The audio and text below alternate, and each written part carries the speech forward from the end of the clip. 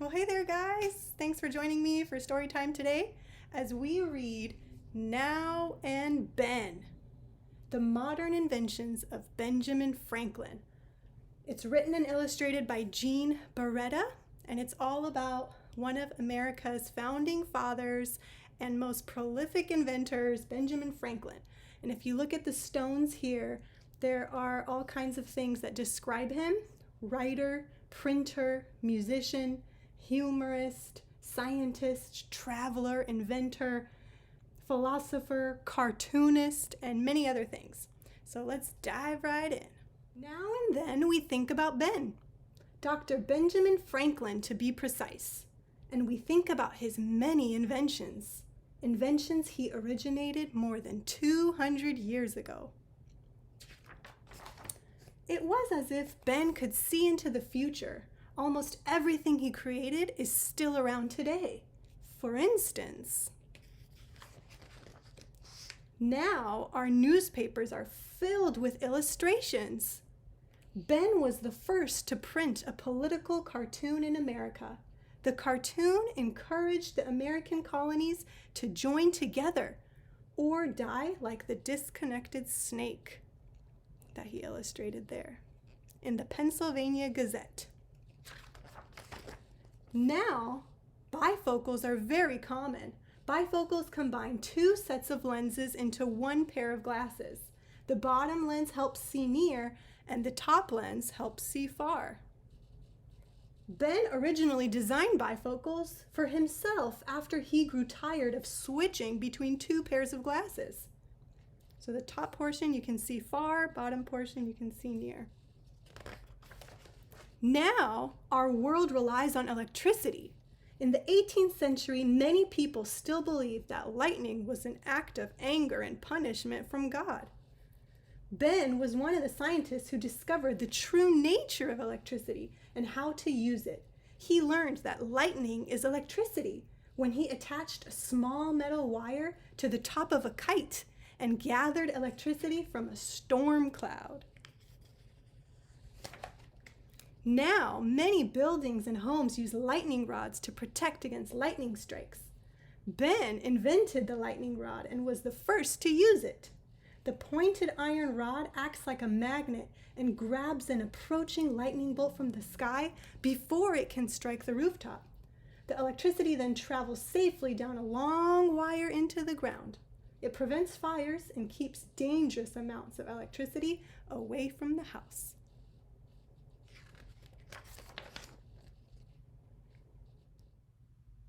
Now, this gadget goes by many names, such as the grabber. Everyone has seen one. It's the long stick that helps grab items from out-of-reach places. Ben invented the original device and called it the long arm because it worked like a very long arm. There he is getting books from his bookshelf.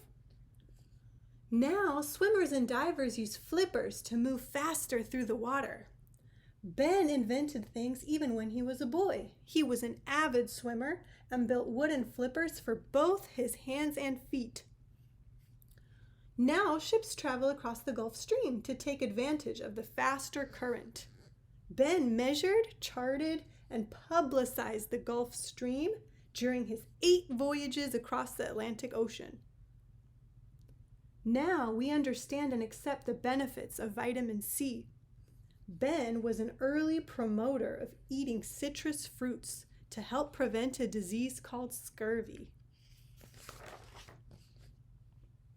Now for a musical interlude. Ben invented the glass harmonica. He was able to create music by simply touching his wet fingers to a row of spinning glass bowls. Mozart and Beethoven were so moved by the sounds that they composed for the instrument. Today, glass harmonicas are very rare. You are more likely to find one in a museum than in a music store. Now, our fireplaces are very efficient and easy to use. Ben improved on the primitive fireplaces of his day when he designed the Pennsylvania fireplace, later renamed the Franklin stove. He built it with iron to contain the heat from a fire long after the logs were burned. It also sat away from the wall to heat the room more evenly. The smoke ventilation was not perfect, but later inventors improved it. Before Ben's fireplace, indoor smoke could be suffocating. Now, chairs come in all shapes and sizes. Ben designed 2 chairs that are still very useful. The writing chair combined a desk and chair into one. The library chair was a combination chair and stepladder. Now, everyone has seen a rocking chair, but not many have seen Dr. Franklin's rocking chairs. Ben invented one rocking chair with a fan on top and one that churned butter when you rock back and forth. Now, every year we observe daylight saving time, which means we set our clocks ahead 1 hour in the springtime. As a result, it stays darker longer in the morning when most people are sleeping and stays light longer at the end of the day so we can save more energy. In the fall, we return the clocks to standard time. Ben suggested this idea in one of his essays as a way to save money by burning fewer candles. Farmers could also gain more work time in the evening. Daylight saving time was not officially practiced until World War I, more than 100 years later. As for clocks, Ben designed the first clock with a second hand. So not just an hour hand and a minute hand, but a second hand. Now, every automobile has an odometer to measure the distance it travels. Ben invented the odometer when he was Postmaster General, so he could measure his postal routes.